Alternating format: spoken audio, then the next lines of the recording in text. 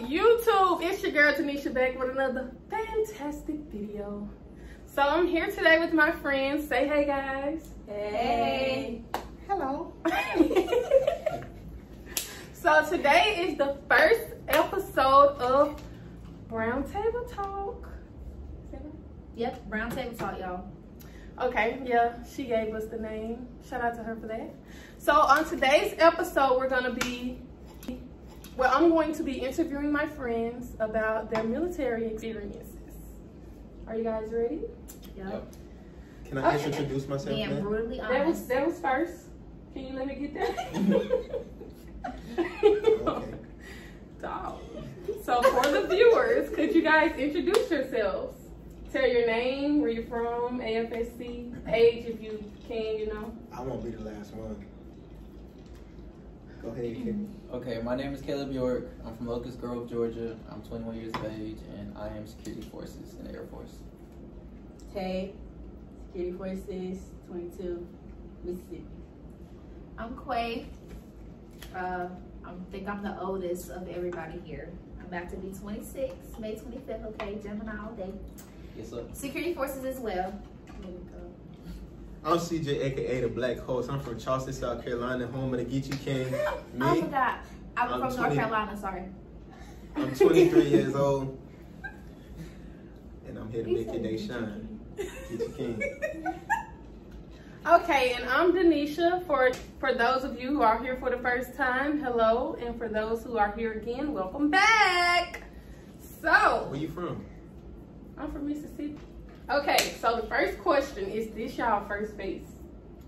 Yes. Yes. In all realities, it's my second. I was in tech school for 11 months at San Antonio, Texas. That is But this is my first home of station other than tech school in BMT, man. okay. No, this is not my first base. Okay, where was your first base? My first base was Osan Air Base. Did you like Osan better or this one? Osan, definitely. That's in Jupiter, ain't it? I mean, Okay, so you spoke about tech school. How was the transition from tech school to your first duty station?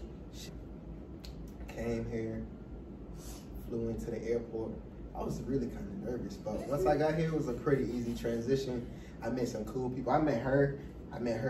They thought I was weird at first, but then they see I'm the biggest big brother there is to be. You feel me? Okay, y'all. So, your question was the transition. I mean, I think I was just ready, just like everybody else was, to, you know, get to your first base.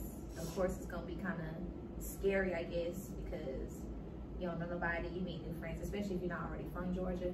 But, I mean, I met a lot of cool people, you know, and I'm glad I met them. Okay.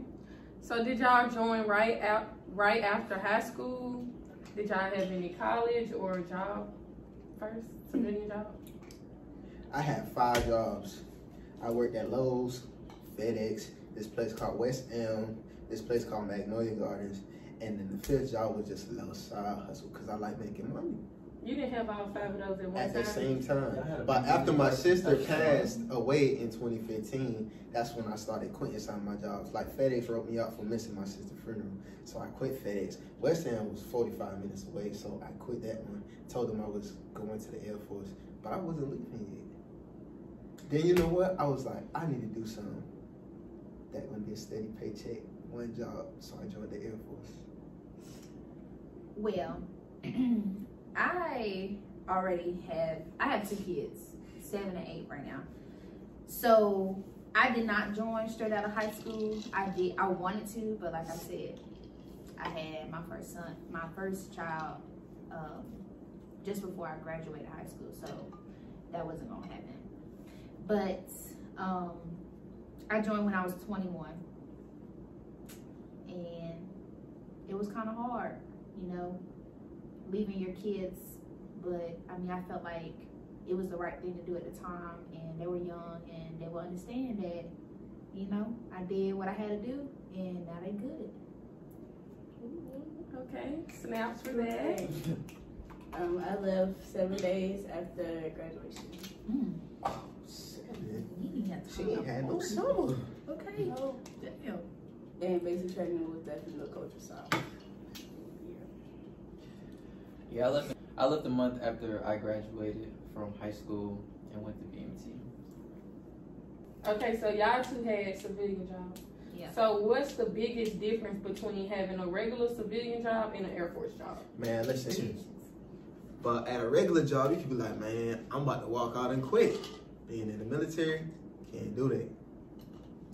Especially being security forces like us four. Definitely can't walk out. Cause then you got PTO, you gotta go run the mile in 70,000 football fields afterwards. So my family is military. I'm a military brat, so I was always raised around military, and you know, I was somewhat of a rebel anyway. So I'm not gonna say that I was like, what's the word? When you raise, huh? Disobedient. I wasn't like the just obedient child because my parents were Marines. You know what I'm saying? How they like reinforce you and you gonna do this and, you know, discipline. I wasn't the most disciplined even though my parents were military. I was actually the rebel out of all my brothers and sisters. But I kind of have a sense of discipline in me. So when I joined the military, I kind of already knew what to expect. So it wasn't really a culture shock for me versus my actual jobs, my civilian jobs. Like you said, like you could just walk the fuck out if you wanted to. But that's never been like my mentality anyway. Like either I'm gonna do it or I'm gonna not do it. So it was never really. I'm pretty sure it was his mentality. No. It wasn't really a big My deal mentality was never to walk out from a job. Tell us about your military career. Briefly. My military career, in a nutshell. I gotta study for staff right now. I take my test in 10 days. So, like I said, right, I have some sort of discipline in me, and I don't always let NCOs, like how he talked about that, you know, been bullied all their life. I try not to let that get to me because I feel like that's only the right now. I feel like there's better things to come, right? This security forces life is not for everybody. The military itself is not for everybody. And security forces itself is not for everybody. You have to be a strong minded. You got to have a crazy mind to deal with the type of shit that we go through. And if you don't, like, it's going to break you. And it's sad to say that in this career field, but it's the truth.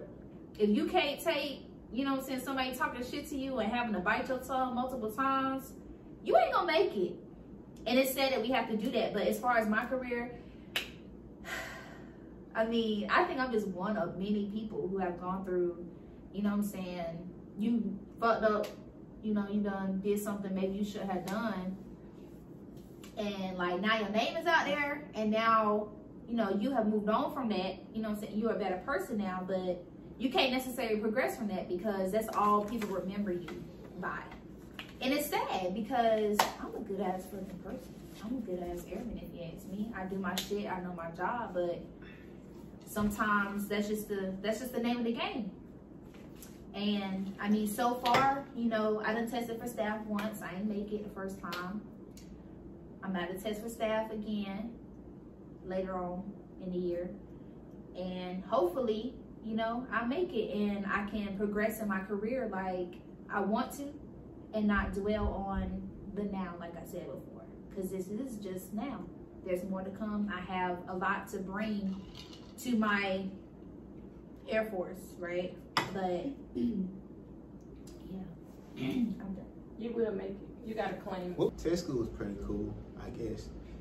Once I got here, was on days flight just like Tay, just like Quay, just like Caleb. We always on days, so being up at 4 in the morning, it hurts. Cause a regular job, you don't got to be there till 7, 8 o'clock in the morning.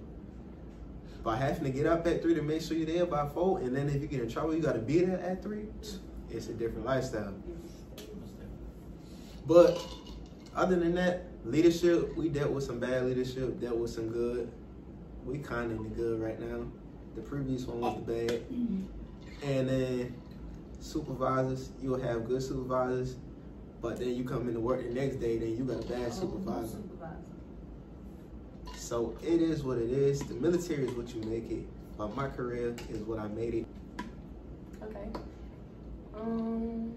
If you could change one thing about the Air Force, what would it be and why? Standards. Why I gotta run 1.5 miles in a certain amount of time? Like, what me running got to do with how I work? Just because I can do push-ups and sit-ups in a certain amount of time, that doesn't mean that I'm fit to fight.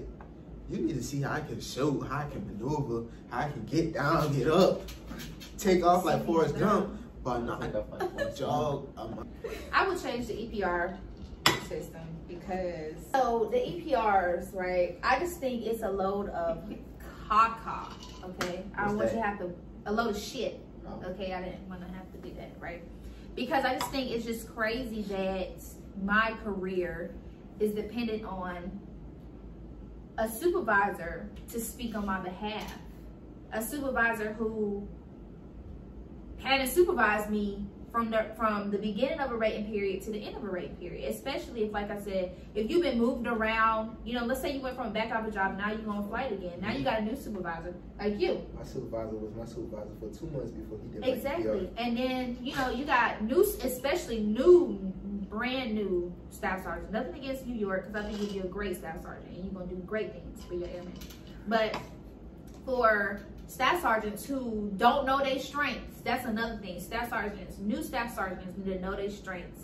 Okay, don't be out here just acting like, you know what I'm saying, you know what the fuck you're doing, because let's be honest, you really don't. You really don't, unless you had somebody to teach you, which 9 times out of 10 you haven't. Not talking about ALS either. I'm talking about somebody that actually sits you down from your A1s, from when you were A1C to a staff sergeant, to actually teach you how things are done. You're not going to be able to show your airmen how to do it, and much less be able to write an effective EPR and talk on their behalf, because, you know, that's how we get strats around here. Not what you've done, but based on how well your supervisor can speak on your behalf to fight for you to get that strat, right? I think that the EPR system needs to be changed. I think you should go in there and vouch for yourself instead of it being somebody else going in there and the whole meeting. I mean, I feel like even that wouldn't even work, because at the end of the day, you know, you got your board, you know, mass sergeants, commander, chief, whatever. Right. If they don't know you, let's say you're a good ass fucking airman. I'm talking. Exactly. Favoritism, right? If they don't know me, I ain't been in no trouble. I ain't did nothing, you know what I'm saying? But I do my job. I go to work. I come home. You know, I may do a little volunteer here, do this, do that, do that. But if they don't know my name, as in, it's like all in their face. I don't know exactly. I just feel like if you're getting the EPR right, you know your EPR is coming up. You got to get your bullets right, whatever. Your supervisor types up your EPR.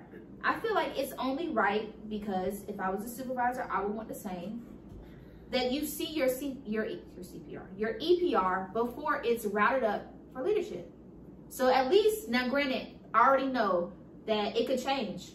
Your ratings could be all the way to the right 1 minute, and now you're back in the middle.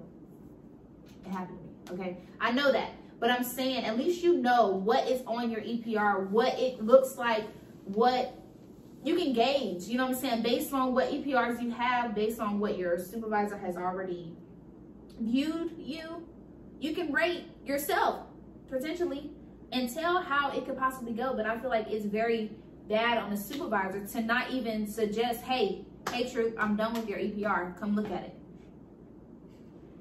And then I feel like you should never ever be seeing your EPR for the first time once you get a rating from the commander. Never. That is just bad on everybody's part, including your own, because I feel like you should ask. But at the same time, your supervisor knows more than you. Your supervisor should be bringing that to you. So can you tell us exactly what an EPR is? Because some people not in the military. Performance report. So it's an EPR is your performance report. Basically, everything you've done from this period to this period. Like when we talk about bullets, you know, your volunteer bullets, what have you done in the community? What have you done in your job? Have you, for us, security forces, have you gotten, you know, you arrested somebody, you found some drugs on somebody, you make a big arrest, you stop a gate runner. Stood out in front of Walmart and hand out flyers to feed the families. Feed the homeless. You know, anything that you do, whether at work or outside, education-wise, have you gotten coined by a commander? Anything like that. Those things go into bullets, and those go into your EPR. And then at the end of that rating period, your supervisor will rate you. Have you met all of your standards? Have you exceeded all of your standards? And you'll either be, what is it, like 1, 2, 3, 4 places. Either you did shit, you just crappy as fuck, you average, you did okay, you know what I'm saying, you did some shit, right? Or you high speed. And then at the end of the day, that goes up to a higher board, like your master sergeant, your chief, your commander, and they're the ones who talk about, hey, why should I give this person a strat or a promotion statement? That's gonna be your 4s or 5s. Must promote now. And they're gonna decide based on, not really, what's on your EPR and how your bullets are compared to another airman. Why should this airman right here, why should Tay get a 4 over me? What have Tay done versus me? Why does she deserve more than me? And that's pretty much how it goes. But if Tay is known around the squadron, if Tay, you know what I'm saying, is high speed as fuck. Right, if Tay wrote 4 tickets and only wrote 2, but Tay's supervisor only rated her down the middle, the commander's just like, well, I know Tay. Not really. But hey, I heard her name a lot and she doing good shit anyway. But really, she ain't shit. I'm gonna get her a 4. But me, I mean, I've been busting ass, I've been writing tickets, I've been doing this, I've been doing that. I don't really know her like that. I ain't never really heard her name. Who is Fields? She must promote right down the middle. And at the end of the day, it really doesn't matter.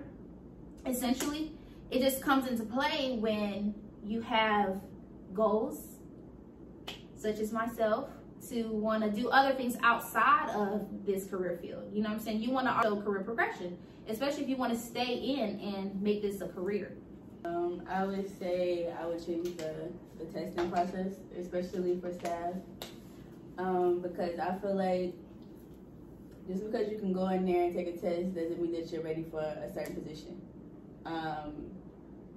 Not saying that you can't be groomed into that position, but at the same time, it's just like, just because you can take a test don't mean that you are equipped for a situation. And I get that they see you the ALS and all of. Define success in the Air Force. If you're an officer, man, make it up the ranks. If you enlisted, make it up the ranks. In the Air Force, my success in the Air Force is going to be different from yours, from anybody's. We all got different things we want to accomplish, whether you want to stay in your career field for 20, maybe you want to just do your enlistment and get out. Maybe you just using the Air Force for school, you know what I'm saying? That's my side. But specifically for me, success, I mean, I will feel like I'm successful once I have, in a nutshell, I'm not gonna say specifically, right? But once I have hit 20 years and I am a master sergeant or above, because essentially that's what I want. I feel like this military shit is for me. Like I said, not necessarily the security forces life, but that's just one life. You know what I'm saying? That's one life. That's one part of my military career. I feel like I have so much more to do in my military career aside from security forces. So that would be my success. But short-term success, I'm gonna make staff this year. Speak it.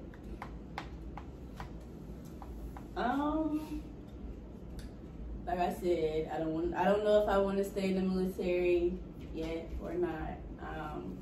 But if I do decide to stay, I feel like for me, going through the ranks and the people that I touch in the process of going through the ranks, like the troops that I, be it good or be it bad, the impact that I have on their lives for me is the success story. Because I honestly feel like everything shouldn't be about a stripe. Everything shouldn't, just take care of your people. Like that's the type of person that I just want to be. Like when I get people up under me, I just want to take care of them.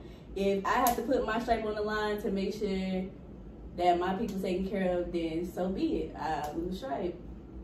We take that shit and we keep pushing. Hell, it's on the test. You can study, you can get it back.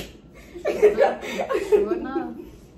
So I just feel like that's for me is taking care of the people up under me. Even right now, as a senior airman, taking care of the A1Cs that I come in contact with that need my help or ask for it or don't need it, and I'm just there at the time. I don't even realize that they need it. Yeah. Yeah, like Quay said, I think everybody's goals and being successful is just a little bit different.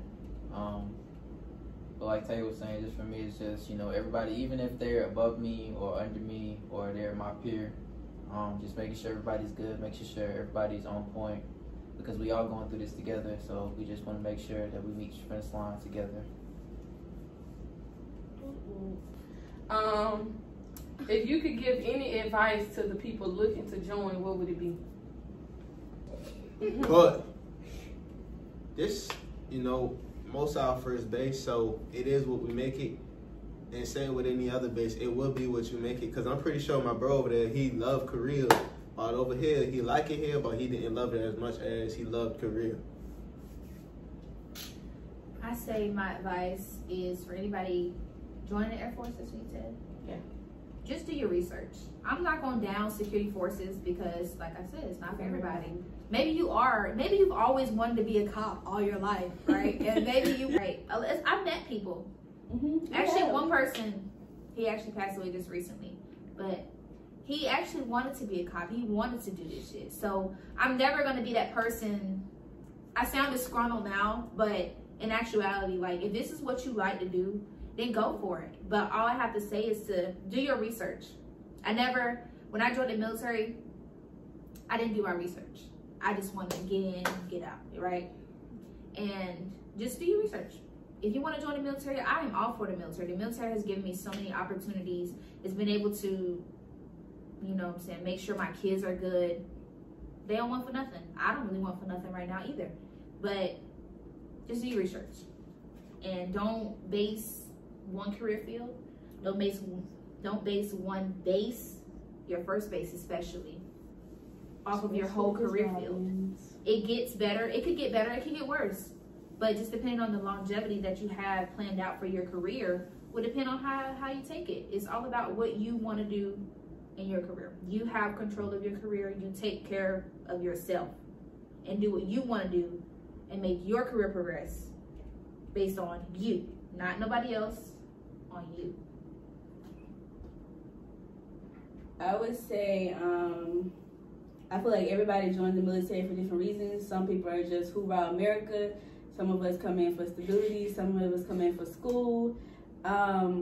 Whatever your goals are before joining the military, if it's a part of your plan, even if you like, I'm doing 6 years so I can get my schooling and I get out, stick to your plan. There are so many things that you could get sidetracked from just getting to the point where you learn your job and now you can finally relax. You just like, I don't fuck school, like I need a break right now. Yeah, you just get complacent because you know your job. 2,